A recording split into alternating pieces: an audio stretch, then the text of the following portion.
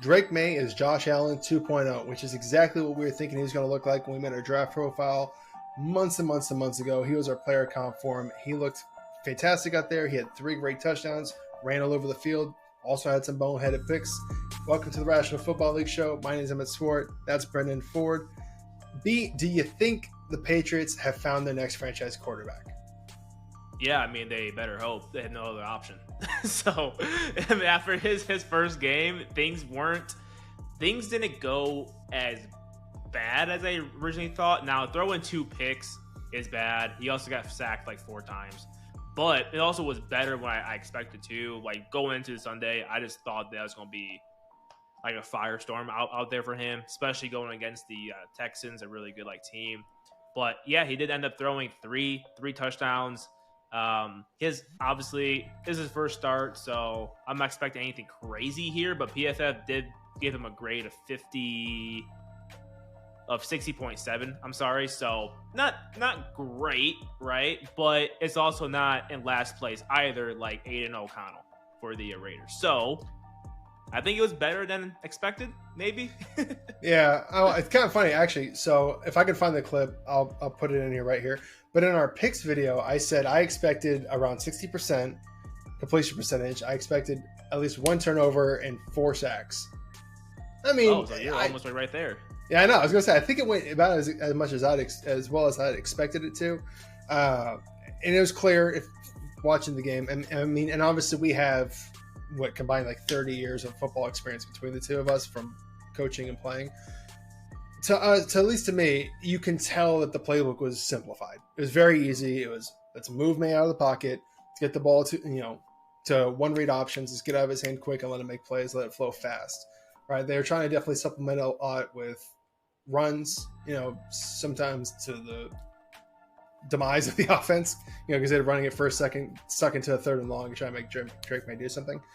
But I mean, the clear thing to me that I took away from that game was that Drake May at least looked like he belonged. He didn't look like a deer in headlights, even though, again, with a modified, simplified playbook, he never, at no point could you see him, running around for his life, like, dude, where you just throw the ball away. There was no moments like that when watching him, which was nice. But yeah, and I know we discussed, I think it was last week when the decision was announced that, hey, they're going to be going with Drake May over Jacoby Brissett. We were opposed to that decision. Obviously we felt not that it was a talent thing on Drake May's point, but it was more of a roster around him. After seeing how that game played out, the sacks he took, but the great plays he made to supplement it, do you still agree with that point? Do you think they shouldn't have started him, or do you think, maybe they were on this, maybe this is the right way to go? Yeah, I still think they probably should have sat him a little bit longer, if not for the full season. Because going back to what we talked about last week too, is like if you were going to play him, why sit him for 5 weeks then? You know what I mean? Like if you should have either let him play since day 1 and take all like the starting reps during the summer, leading up to the season, let him to start, or just let him sit longer. As we've seen that model play out, it played out well. Obviously, we brought up Jordan Love, sat for multiple years.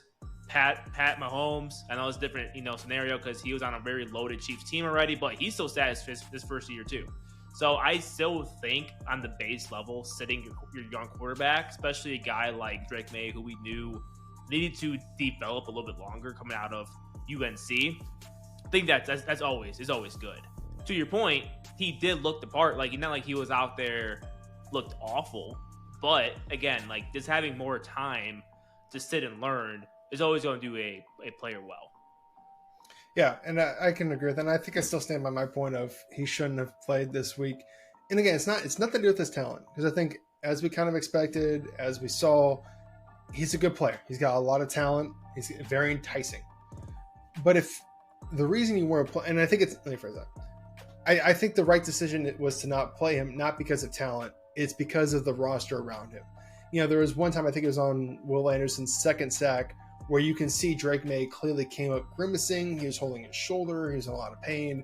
Went to the sideline, ended up finishing out the game, and still performed very well. But that's my concern is what happens if he gets hurt? And I know that's a little objective of, he can get hurt no matter doing what.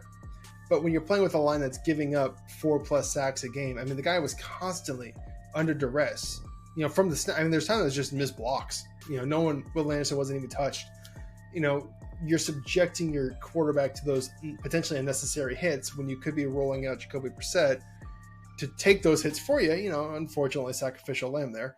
But then you get a better draft position. You can take the kid out of Texas or some other, you know, they'll tackle out of LSU. You know, some upgrading potential there with a high draft pick for the O-line to protect Drake Maye. And inversely, if you didn't care about that, it really was just about, you know, winning. Obviously, Drake Maye is going to give you the better situation or better opportunity to do that with more talent. So I don't know. What's your takeaway from that? Yeah, agreed. I was pulling up his passing pressure stats on PFF here for a quick second. Yeah, granted, when he was under pressure, he had a grade of 47.7, right? So you might think, okay, like that's bad, but it's not like awful. But if you look at it a little bit deeper, his passing grade was 32, and his run grade was 75.5. So basically, he was under pressure. He wasn't getting the ball out fast. It was time to throw of almost 4 seconds, so 3.84.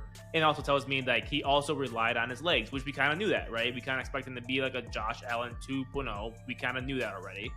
But it also tells me when he's under duress, like, what's the support system around him? He's going to just rely on his like legs just to get yardage, pretty much keep himself safe. Because there were times when he was throwing the ball, he was getting crunched, right? So I am worried about his like health too.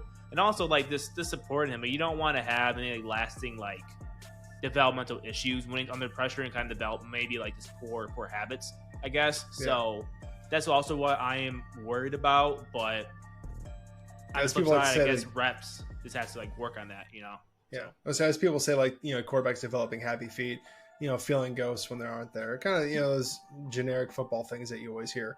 I will point out a way that he did. I want to at least address some of the improvements, obviously, he did make for the Patriots offense.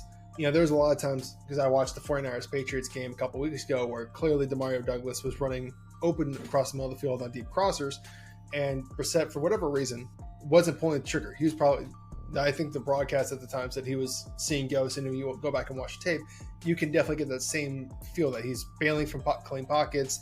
He is anticipating pressure that maybe hadn't come yet. We could have sat in there and delivered those kind of balls.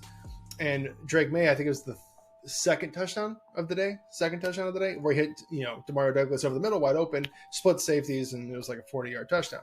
So I think that's something that he does bring to the offense that does give him a better opportunity to win. Again, this is all a mute point if he doesn't suffer any injuries and he has a good year, right? At least we're getting a good foundation. But until the season concludes and we see that he went through unharmed, there's always going to be that nagging concern, I feel like, you know, as a viewer, as a fan, whatever it is. So you're getting your cake right now, and hopefully you get to enjoy it as well. But there's always that, again, injury concern with playing behind a bad line. You're opening yourself up to way more hits than you'd probably like your quarterback to be taking. Agreed. Yeah, 4 sacks is a lot, but if you also are just like a box score looker, like I'm looking at stats right now, 20 for 30 for 243 yards, average per yard attempt of 7.4 yards, 3 touchdowns.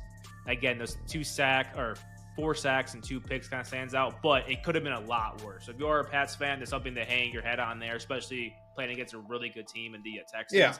It could have been a whole lot worse. I mean, Caleb threw for like 90 yards his first start of this like season, so it could have been a lot worse.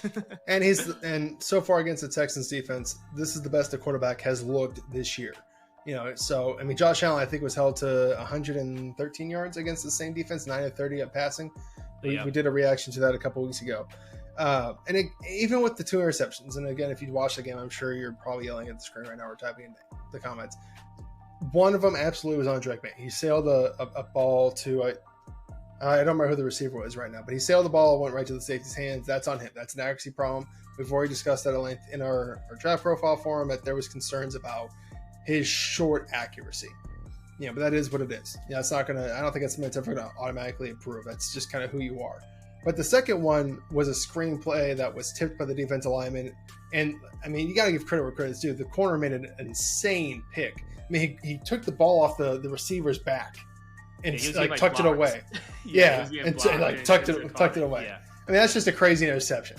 So So not that you can actually take it away, but you can kind of probably in your mind remove that one because the chances of that happening again are pretty fucking slim. So, I mean, 3 touchdowns to realistically 1 only responsible pick.